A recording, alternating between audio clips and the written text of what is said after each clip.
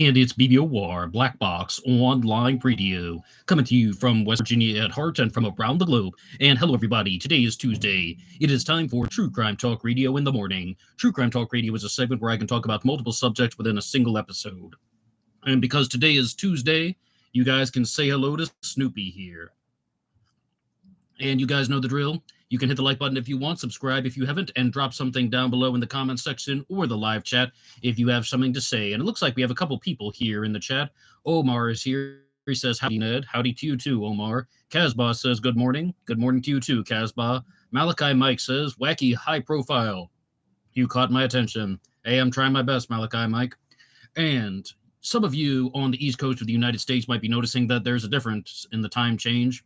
Normally, this show comes to you at 10:30 a.m. Eastern Standard Time. In America, there has been the time change. I am broadcasting from the Philippines, and we have not observed that, so that's why it came out at the usual time for me. But just this week, they'll be at 9:30 a.m. Eastern Standard Time for True Crime Talk Radio in the morning. Now, in the tradition of things that don't really make a whole lot of sense, I would like to begin with the story of Sean Diddy Combs.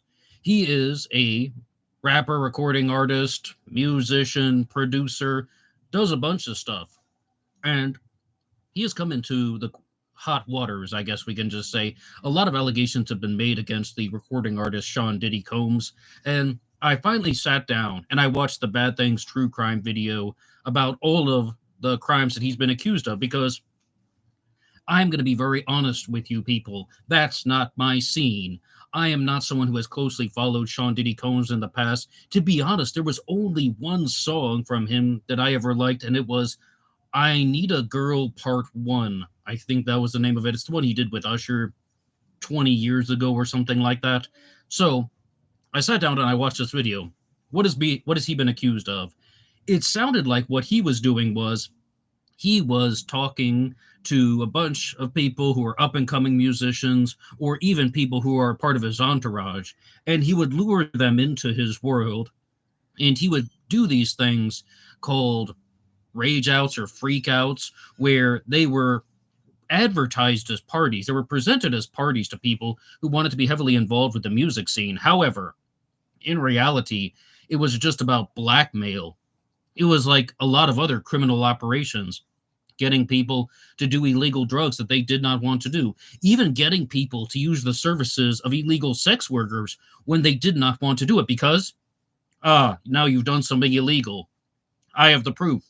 If you betray me, I can have you arrested. I can destroy you. Even worse than being arrested for an up and coming recording artist, I can ruin your career. And what a lot of people don't realize is some of these musicians, recording artists, and producers aren't only focused on the music. These are business empires. They're dealing with millions of dollars. And I did an old Black Box recording once on the Cult of the Moonies here on Black Box Online Radio, which you can listen to.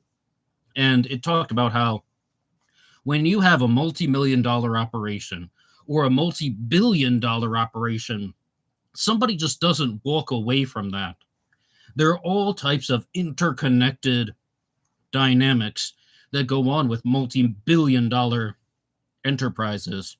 And one of them appears to be control, power, and manipulation. So, as far as Sean Diddy Combs goes, I still have to wonder why? What was it all for? Why can't people just say, I want millions of dollars. I want to be a famous producer or musician. Why does it have to go to the level of bizarre sex crimes? I mean, even though I had only recently watched the video about his criminal activities, I still saw the headline about how he owned 10,000 bottles of baby oil with no children on the premises for some reason. Wonder what that stuff was for. I'm still trying to figure it out. But the more important issue is, why can't you just go back to your mansion and do nothing all evening? And yes, I totally get it. You wouldn't have as much money and as much power, and you wouldn't be at the top of the criminal enterprise luring people in with these twisted sexual blackmail scams. Why do you want that in the first place? And I'm going to be honest with you guys again. I've also heard this from people who've been musicians who are up and coming. And one guy just flat out told me once that he had a chance to not exactly make it big in the music industry, but he had an opportunity to get exposure in the music industry, and he just like turned it down. And why would somebody turn something like that down? Well, I think for him, it was more about how he just realized that there was a lot of blackmail, there's a lot of politics, and a lot of it's about luck, and it wasn't even about the music. And some people don't necessarily want to just put themselves through hell so that they can be popular. They might want to just be like, all right, I'm going to work 9 to 5 and I'm going to do my music or my artistry on my own time, and that's it. And yes, okay, not everyone around the world is going to know who they are, but a lot of people just decide that it's not really for them. But Cowpoke is here. Cowpoke says, hi, everyone. Hello to you too, Cowpoke. Robin Brazel says, sup, Ned? What's up to you too, Robin? And Charlie has become a member. Hey, thank you so much. Charlie Don't Surf. I appreciate everything. Malachi Mike says, me neither. Music industry like that, not my thing. I think it happens in a lot of industries, Mike, because I hear these stories from, well, they're very similar stories in different parts of the world, even the political world, about the weird sex, the blackmail. Have you not heard of Epstein Island?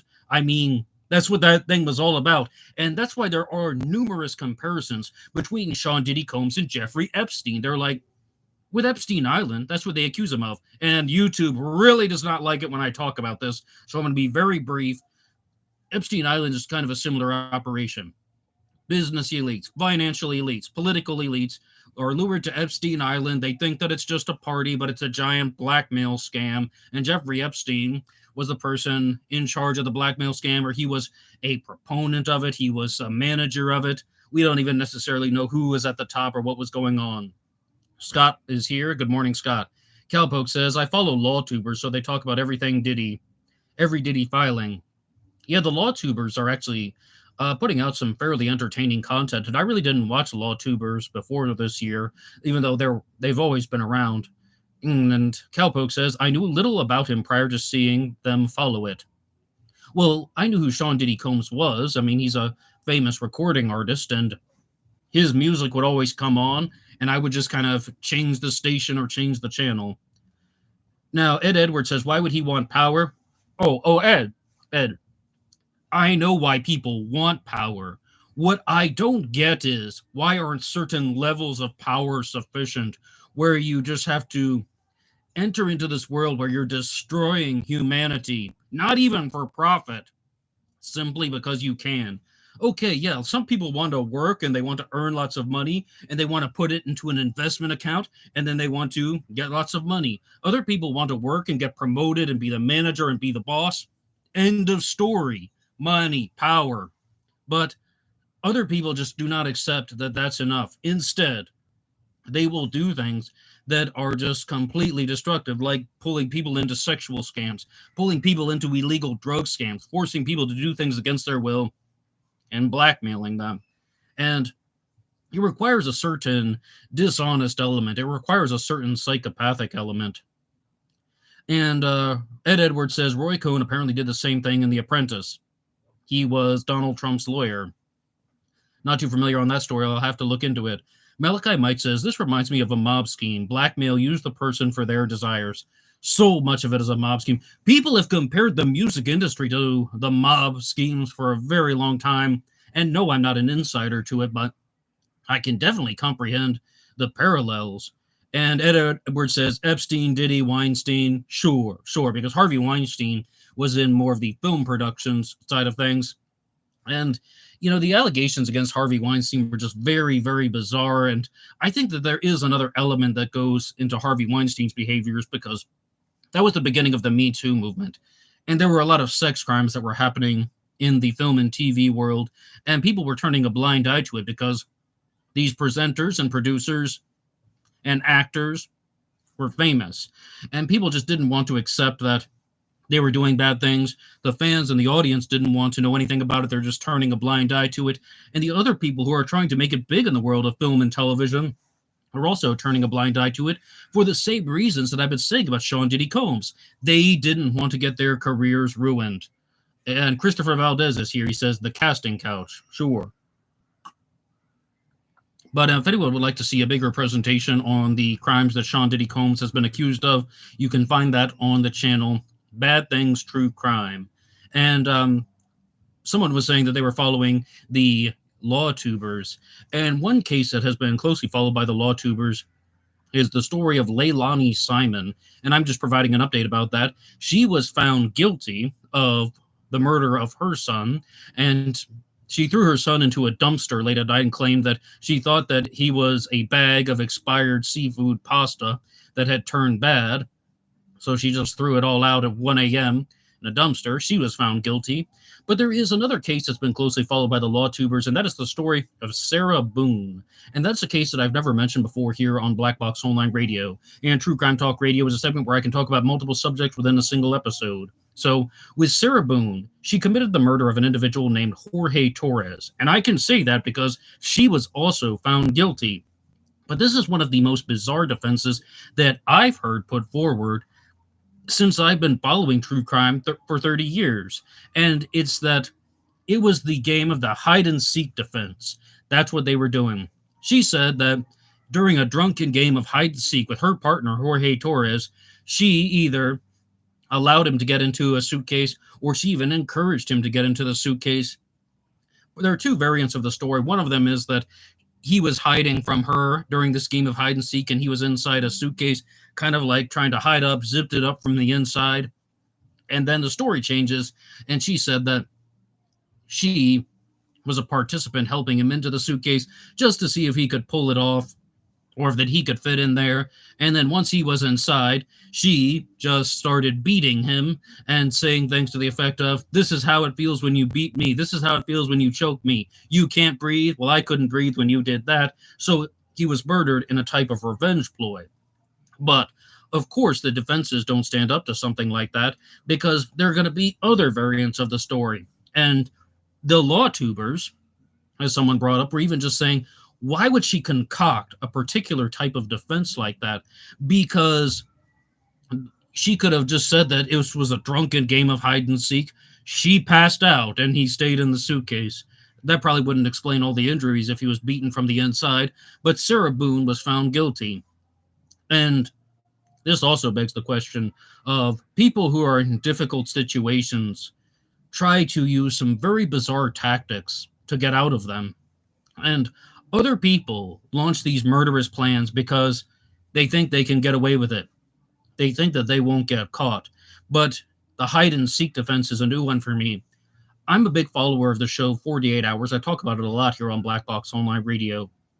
48 Hours once did an episode on the Bugs Bunny defense. And what they claimed was this woman said she was taking a revolver and she was pretending to be Elmer Fudd and saying, "Oh, no more bullets," talking like Elmer Fudd. And she accidentally shot her husband twice. And, you know, the officers didn't believe it. The jury didn't believe it. The judge didn't believe it. The firearms experts definitely didn't believe it because she shot him twice, even though she said she was just reenacting a scene from Looney Tunes, the Bugs Bunny defense. That's the name of the episode. And they were like, if she were not trying to shoot him intentionally, she wouldn't have been able to shoot twice in a straight line. The second bullet should have been going in a different direction because if someone is firing a gun unintentionally, usually they would get startled. And in all seriousness and in all probability, I would think that they would indeed be startled by something like that. So that didn't work either. The hide and seek defense didn't work. The Bugs Bunny defense didn't work. The Twinkie defense worked a little bit. But this whole thing about shooting twice in a straight line is very important because there was another case of the sleepwalking defense. That was when this one boy who's a teenager called 911 and he was just freaking out. I only watched one video about this a couple years ago, and he's just crying on the 911 call saying that he was asleep and then he just woke up with a gun in his hand and his parents were dead. And he sounded so convincing on the 911 call, crying, freaking out, all of those things. But again, the cops didn't believe it. The attorneys didn't believe it. The judge didn't believe it because of the exact same reason. They said that if he had been sleepwalking, he would not have been able to fire multiple shots and shoot them in straight lines. The first shot should have awakened him. And, some people might be powerful sleepwalkers, but you would think that a gunshot in their own hand would wake somebody up or just bring them back to reality. The fact that he shot multiple times in straight lines meant that this was most likely some type of twisted and made up defense. And people who have psychopathic tendencies are going to be very good at crying.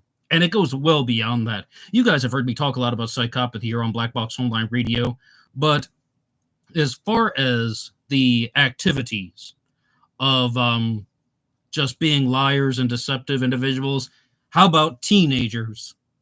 This boy was a teenager. Teenagers are very convincing liars. I was one once. And this is something, though, I'm not really trying to brag or anything like that, but I was actually a very convincing liar as a kid and a teenager because I knew how to say things in the way that people wanted to hear it. And I could have gone down the pathway of becoming a sociopath and done destructive things, but I didn't. I grew out of it the way that most of us do. And a lot of people who have psychopathic and sociopathic tendencies compare it to being a child. And Andrew WVA is here. He says, I think Morph did an entire podcast on sleepwalking murders on his criminology podcast. Well, I would believe that because there are lots of them. There's also a fascinating podcast on this on the channel Crime After Crime, which is hosted by Daniel Hallen and John Lorden. And they did multiple stories of the sleepwalking defense. People will use that, but it's not the most convincing defense because you'd have to wonder about just how intense somebody's sleepwalking could be. Moreover, about the concept of lying, I've talked to you guys before about the story of Paris Bennett, the now man who murdered his sister, but he was still a juvenile at the time when he murdered his sister, and he just had, again, the frantic 911 call, and he's freaking out. And Paris Bennett might be one of the clearest examples of a psychopathic murderer that I've ever discussed on Black Box Online Radio. And there's even the case of Dalia Dippolito, who was previously known as Dalia Muhammad, who had her husband set up for murder, but she didn't know that she was talking to an undercover cop. And when they went along with the story just to get her reactions, they told her that her husband had been murdered, and she starts shaking and trembling. And a lot of people were saying that she's a crappy actress. I thought it was very convincing, like the way that she was able to actually mimic the signs of grief. But as I said, she was talking to an undercover police officer. They knew from the beginning that she was lying. And there are lots of YouTube videos about Dalia Dippolito. You can find them here on YouTube. And Andrew WVA says the Menendez brothers are pretty good liars. And Ed Edwards wants to dispute that. He says, slightly different in my opinion. They were basically being tortured. The problem with the Menendez brothers stories, with Eric and Lyle Menendez, is we don't know the extent of what they actually experienced. Now, when I first started looking at their story, I had this type of pop culture understanding of the Menendez brothers that, all right, their parents were abusing them, again, being careful with my language, so they launched a murderous plan for retaliation. Very similar to the case of Gypsy Rose Blanchard. But the difference is, with Gypsy Rose Blanchard, we know all about the abuse that she experienced from her mother, Dee Dee Blanchard, because it was all documented. All of it's documented. I mean, she was being forced to live like she had cancer and muscular dystrophy and was a case of Munchausen syndrome by proxy. With the Menendez brothers, so much of the abuse existed behind closed doors, and we don't know how much of their story is true. And I really hate saying that. See, like Andrew has a comment right here. Weren't they living the high life after getting their parents' money? Yes. Was there not an element of financial gain that was associated with this? Was there not an element of self-serving desire that was launched with the plan by the Menendez brothers to commit those murders? And that was my takeaway once I began looking at it from a true crime perspective. I was just like, whoa. I thought these guys were victims who just did something bad, like they made a big mistake. They reached a mental breaking point. Then I was like, wait a second, now I have no idea what to think. Are they cold-blooded calculating murderers? Well, one of them either. Anyway, in situations like that, normally one of the siblings is the more dominant individual. Thanks, Snoop. And Mr. Flack Nasty is here. He says, "What up, everybody? Ned, my dude. What up to you too, Mr. Flack Nasty? Not too much. We're just talking about some high-profile true crime cases. But there's a YouTube channel out there called Disturban. Magni is pronounced Disturban, something to that effect. It has a very good narrator, and he is just approaching 1 million subscribers. And he did a video that I watched today on the case of Tiara Hall. And this is going to be something that's going to connect to another case that I talk about very frequently on Black Box Online Radio, and that is the murder of Sherry Jo Bates. Tiara Hall had a boyfriend named Kelton Fox. I always want to call him Kelvin, but it was Kelton Fox. And they experienced a lot of rocky turmoil in their relationship. He was displaying signs of emotional instability, but one thing that put Tiara's parents in a false sense of security was he would always greet them so politely, "Yes, ma'am, thank you so much," and that type of behavior. And this serves two functions, as I understand. Number one, people are putting the authority figures, including parents, in a false sense of security. Number two, I was listening to Radio Reddit once, and they talked about how in the world of gang culture, sometimes the members of gangs who are deeply rooted into the gang display very polite forms of behavior because they want to have character references. Maybe even the high-ranking gang members who are like in high school still, or they are just have more deeply rooted connections to gangs, behave very politely to the teachers, and when people misbehave in class, then the gang member will even stand up for the teacher. Now, I'm not saying that Kelton Fox was part of a gang, but I mean, I'm aware of this stuff, and I think he would have been too, based on his behavior. That, all right, you put on this polite facade to make people think that you're a good person when you are not. Why do I say that? Well, he murdered his girlfriend. He launched a terrible, terrible calculating plan to murder his girlfriend.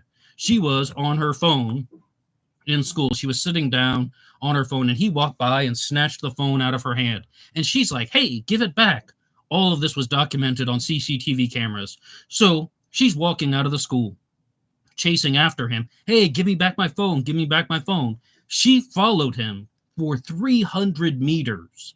And I was just thinking at that point, wow, I must be old and fat or something. 300 meters? If somebody took my phone and they were walking for 300 meters, I would be like, yeah, I don't really need that. I'll just get a new one on Amazon.com, next day shipping or something like that. See ya. Laziness knows no bounds. But she kept following him. Then eventually, he took her phone, threw it on the ground, and she bent over to pick it up. He pulled out a knife and just started stabbing her very viciously, stabbing her to the point that the knife broke. The knife broke in her cheek. Sounds horribly painful, but she passed away from her injuries. Rest in peace to Tiara Hall. So, the next thing he did was he walked back to class, washed his hands, tried to clean anything off of his clothing. He even then put on a hooded sweatshirt and is just more or less resuming his day. And this goes into a very, very difficult situation because was that a premeditated murder? And a school has CCTV cameras. They could see him stealing the phone. They could see him leaving the premises with her. And all of these things were played on the disturbing video. So what exactly happened with all that? Well, it may have been premeditated, it may have not. The jury did not know what to do with that. The judge didn't know what to do with that. I shouldn't have said jury. He actually avoided the jury trial by pleading guilty to second-degree murder, so it would have just been the judge and the attorneys. They couldn't prove that. But he committed the murder, and the reasons why they know this is that when he was interrogated by the police, he still had blood on his shoes, her blood. And he was arrested on the spot right then and there. So it was a very half-assed plan of commit the murder and then wash his hands in a sink and go back to class. I think it was premeditated, but I can't prove it. Now, I said that this would relate back to the murder of Sherry Jo Bates from 1966. And in that case, Sherry Jo Bates didn't have a phone stolen from her. 1966, somebody tampered with her car. And again, this individual lured her to an alleyway, not 300 meters from her car, but I shouldn't say that because I don't recall the exact distance. But then that person pulled out a knife and started stabbing her very viciously again. Then who knows what happened? Close personal connection, intimate connection with the case of Tiara Hall. She was murdered by her boyfriend. And, committing a crime by knife. Crimes committed by knife are often very personal.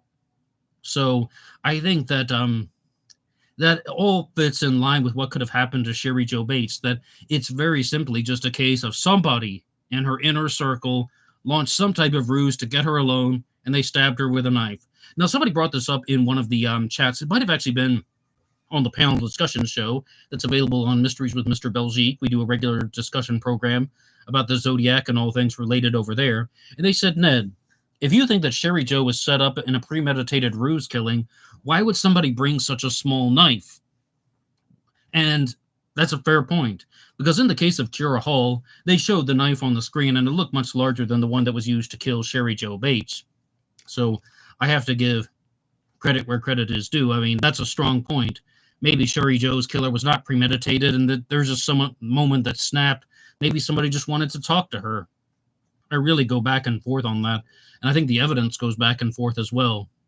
Christopher Valdez says someone should sell that one Menendez brothers wig they wore at the trial. Well, they're going to be back in court again, right, Christopher Valdez? Is it in December or something? They're going to get re-sentenced, perhaps? And they've been in jail for decades even, and I don't even think that they're necessarily a danger to society now. Malachi Mike says, stainless steel is too hard, not flexible. You're talking about the knife? Well, the knife broke. I just think that means it's a vicious stabbing. And Andrew WVA says, there's a guy that sells Geick's punk rock posters on eBay. I have one of them, Andrew. I think it's back in West Virginia right now. And it's one that he made for the band Cypher, where the word Cypher is written in bullets. Shocking. Andrew also says, one of my moms was telling me about when Manson was in her 4th grade class for a month or so. Yes, Charles Manson is one of the worst people to come through the state of West Virginia, but everybody associates him with other states like California and Ohio. But Manson definitely went through West Virginia, including the town of Moundsville. Cowpoke says, I knew someone who received a letter from Manson. He wrote to Manson while he was in juvie and got a letter back. Manson was very active, and I actually interviewed Richard Patterson once, who is a ripperologist, and he has a book out called Jack the Ripper, the Works of Francis Thompson, and he said once Charles Manson asked for 5 minutes alone with him, with Richard Patterson, and he turned it down, and for some reason, I didn't ask, oh, what for? I was just kind of surprised, to say the least. Christopher Valdez says, Geick made a good punk documentary called Deaf Punk. Geick may have been a murderer. We'll never know. When I said we'll never know, I was following the channel New Cokes 2024, where Vincent McConnell was just saying a lot of optimistic things about how there's a high chance that the Zodiac Killer mystery can be solved. Was it Geikowski? I'm not feeling too optimistic. I'm really thinking that more and more the widely discussed suspects are going lower and lower at the bottom end. Let's just conduct more forensic examinations. I suppose that anything is possible. But to talk about some other stories. Recently on True Crime Talk Radio in the morning, I was discussing the case of the Apple River stabbing, which involved a man named Nikolai Mew, who stabbed multiple people on the Apple River in Wisconsin, and one of them, named Isaac Schumann, passed away. Another one was seriously cut open and even reported that he was disemboweled. And I was watching some more of the footage that have been shared on various news programs, even Inside Edition, and it's almost impossible to tell who struck first. But Nikolai Mew was found guilty and sentenced to 20 years in prison. And I think that this is very odd because I found another news story recently, again, starting with Inside Edition, then going through the different sources that are accompanying it, and it was the case of Tanner Cook.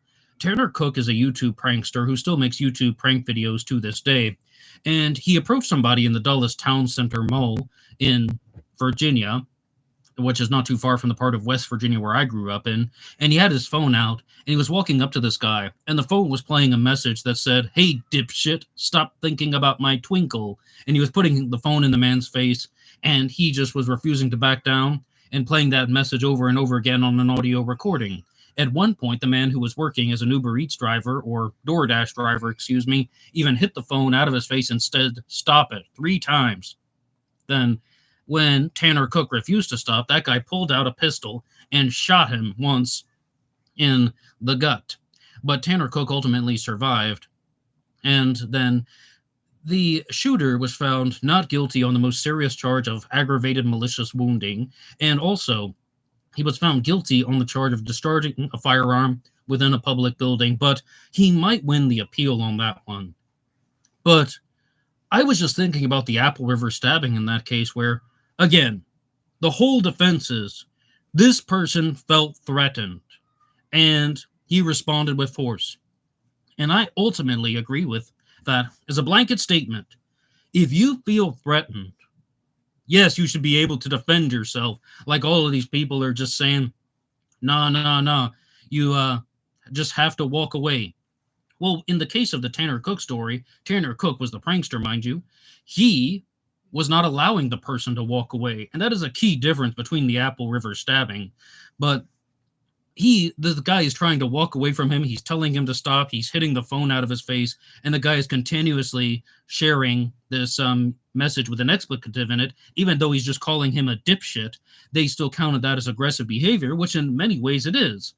So he responded with physical force.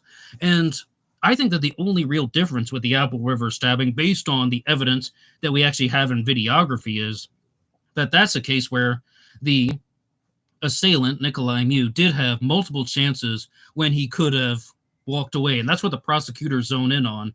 He didn't have to keep talking to the people that were harassing him. He could have left at multiple times, but he chose to engage verbally. And then at some point, physicality took over and he pulled out a knife and he stabbed multiple people. Now, the defense was, the prosecution and the witnesses were claiming that he pulled out the knife because people were striking him. The people that were striking him said that he hit a woman first, so they were defending her. You can't see that on the video. But I think that the most important aspect is that he felt threatened, so he used physical force. Yes, he had the chance to walk away, but ultimately 13 people surrounded him, and he pulled out a knife and he started defending himself. And if you're going to say that physical force is not a prerequisite to defend yourself, then he shouldn't have had 20 years in prison. I mean, I really think that that's an excessive sentence. But we have a couple of things here. Mr. Flack Nasty said, "Oh, this is stuff about the Zodiac killer here."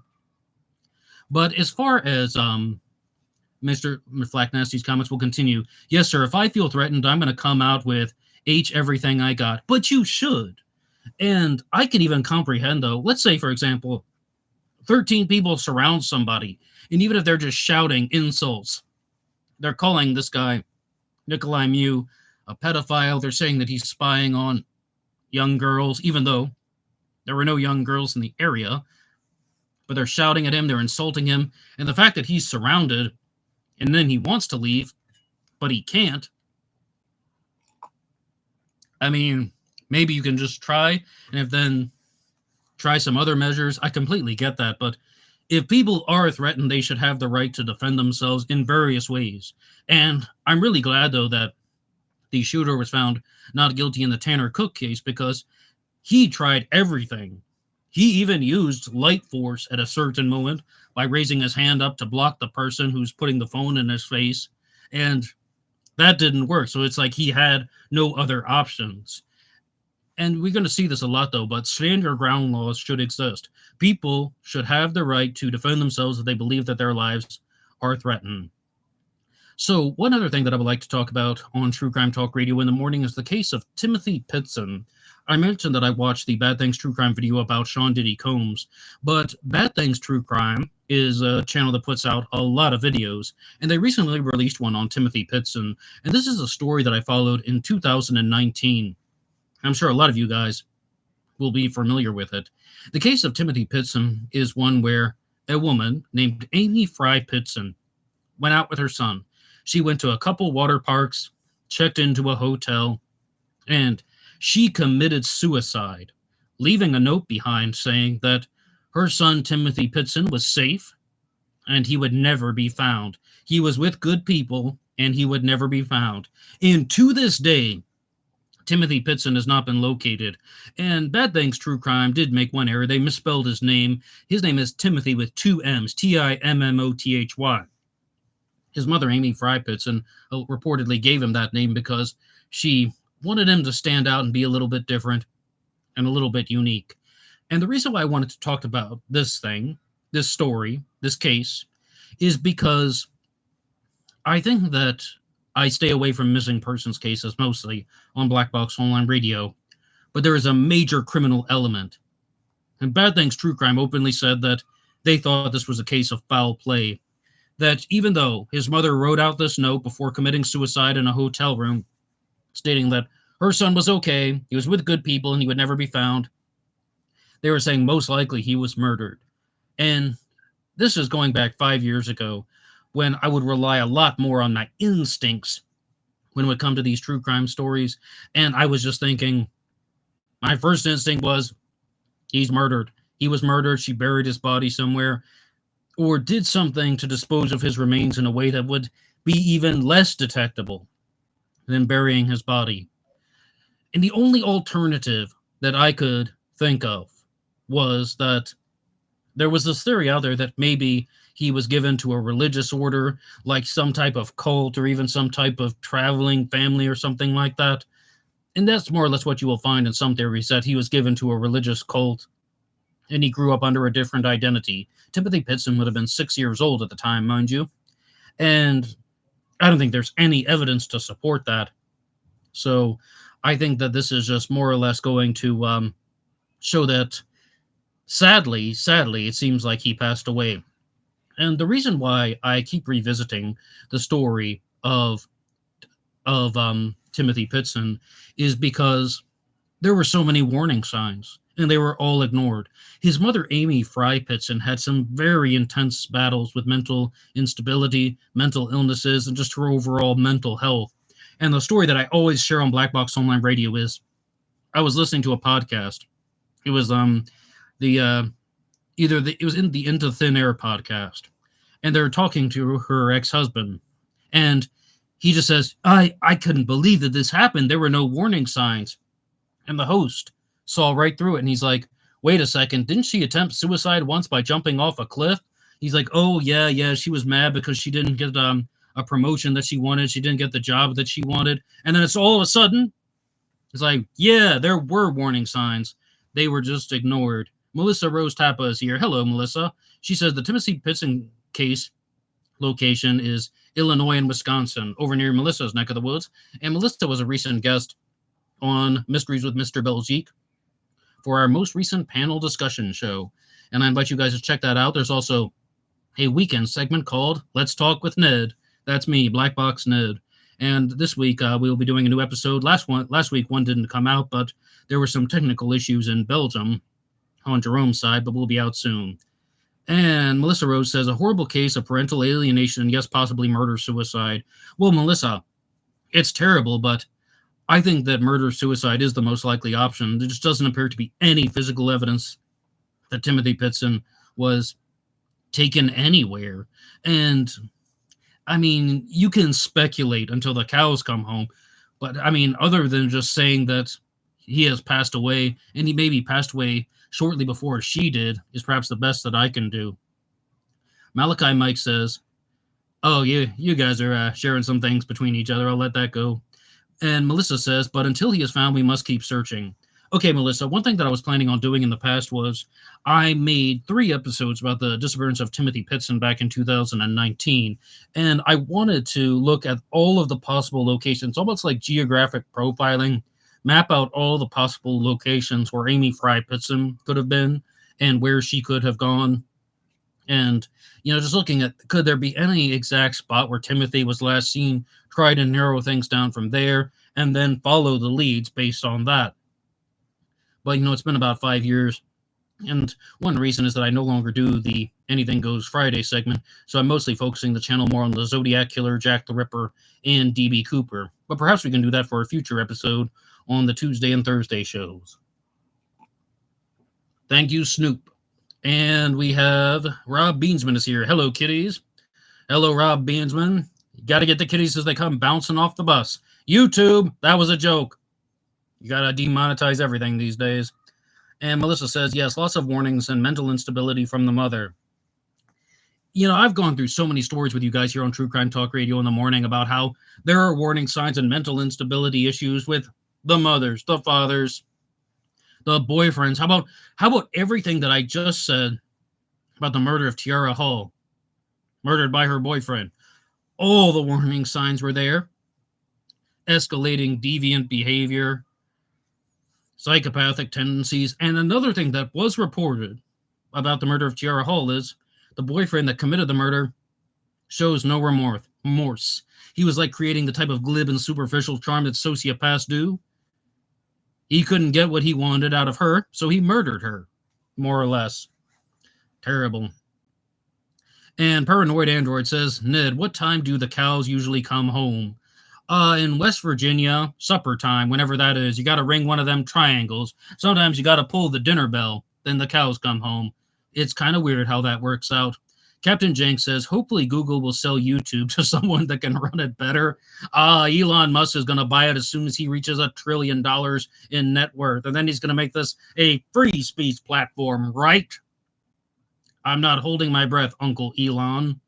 But, it is one thing that we do experience where you got people like Elon Musk who wanted to purchase Twitter and turn it into X.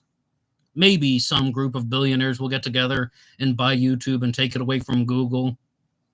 Google is way too involved in our lives. When they control everything from what you're watching to your banking, listing up all your credit cards and everything like that, they own you. The system owns you. They know everything you're doing, everything you're posting, and all of these platforms are interconnected. Facebook isn't owned by Google, right? Meta and all that. That's not the same company. All connected. Terrible. And Ed Edwards says we need more free speech. Cheers to that. I'll drink to that. And everybody, this episode of True Crime Talk Radio in the morning will be winding down. You can put anything else you want in the chat. And I have to give a big thank you to everyone who listened to the most recent interview that was put out for Zodiac Monday with Michael Butterfield of ZodiacKillerFacts.com. And it's just called Zodiac Killer Facts with Michael Butterfield. But, you guys have really kept Zodiac Monday alive and made it the, what's that called? The flagship show of the channel or something like that. Anyway, I thank you for leaving all your comments and all your appreciation for that. Of course, there were some people out there who did not like what he had to say, but they're also welcome to post that in there. You see, when Ed Edwards is saying we need more free speech, that's how it's working. Now, there are going to be some things when people are going to commit violations, but when someone is just saying, hey, I don't agree with this guest, post your stuff. If you don't think that what he's saying is accurate, provide the accurate version. Now, anything like harassment, I have to ban people who are doing that from the channel if they're genuinely trying to harass people. But Captain Jane says Butterfield is pretty solid and he's pretty good. He's been following the Zodiac Killer mystery a lot longer than I have, and he's also had the opportunity to participate in a lot more films, TV shows, and documentaries. Melissa Rose Tappa says, anyone notice that Dunkin' Donuts Christmas cups have the Zodiac Killer sign on them? No, I don't have those here in the Philippines, but I'll be back in America soon, and I'm going to be going to Dunkin' every single day because America runs on Dunkin'. I'll check them out. But I also want to share one thing with you guys, and that is that when I was talking to Michael Butterfield, he asked me the question, hey, did you see that documentary that I was in called The Truth About Jim Mordecai as a Zodiac killer suspect? And not only was my answer no, I had forgotten that that thing existed. When you think about some of the documentaries out there, this is the Zodiac speaking that we've been talking about a lot. That's not going to go away anytime soon. The myth of the Zodiac killer, which Michael and I talked about a lot in the interview, that came out over a year ago. That's not going away anytime soon. And I was even talking to David Warnshak about Kelly Marshall's documentary, Zodiac Rush to Editor. Some of them are going to stay with us. The truth about Jim, I didn't even know that that happened. I just drew a blank. I was like, oh, yeah. Jim Mordecai. He is also a Zodiac killer suspect that made a little bit of a splash and then just disappeared from the discussions. Malachi Mike says, who is Jim? Well, he was a former football player that did some very abusive things to his family. And instantly, people are going to think that there's no way the Zodiac played football. He was seen like a Zodiac killer suspect. He seems like a reasonable suspect for the Santa Rosa hitchhiker slayings. And I'm going to be very honest with you. I think that the Zodiac murders of the 1960s and the Santa Rosa hitchhiker slayer murders of the 1970s are two separate crimes, two separate killers. And a lot of people just have this reluctance to admit that there are two serial killers that are operating not even at the same time, 1960s versus 1970s. California also has a very large population because in 73, 74, we have the Golden State Killer starting to operate, although we're dealing with like the Cordova cases on the Visalia ransacker. And a lot of what the Golden State Killer was doing was around the end of the decade and into the 1980s. That was when the real concentration of his activity took place. But I think that it's just, there are a lot more serial killers out there than people think. So as far as this episode is going, thank you so much for listening to True Crime Talk Radio in the morning with me, Black Box Ned. And I really appreciate all the comments and the discussions that you guys had, everything you shared about the Menendez brothers or the stuff about Charles Manson. All of that is welcome and appreciated. And I will be with you guys again on Thursday. But it will be coming out at 9:30 because of the time change, which I don't have here. So I'll talk to you soon. But also, there will be a new episode of Ripper Wednesday, talking about Jack the Ripper, coming out tomorrow. A new episode of Cooper Friday, talking about D.B. Cooper on Friday. And I now have the fourth story completed in the White Horse Killer saga, when you can listen to the audiobook for free on YouTube. But this weekend, because the White Horse Killer saga is now finished, for the time being, I will be doing a book discussion on Airlock 6, which was written by Barbara Evans. I've talked about her in the past. She runs the channel Oak Leaves and Onions. She wrote a novel called Airlock 6, and I will be doing a very short book discussion on that one, almost into the realm of traditional book reviews, which I try to stay away from. But, you know, somebody wrote a book, and I followed her channel for years, and I'm reading her novel right now. It's pretty good, though, Airlock 6 by Barbara Evans. That will be all for me now. Thank you so much for listening to True Crime Talk Radio in the morning with me, Black Box Ned. And until next time.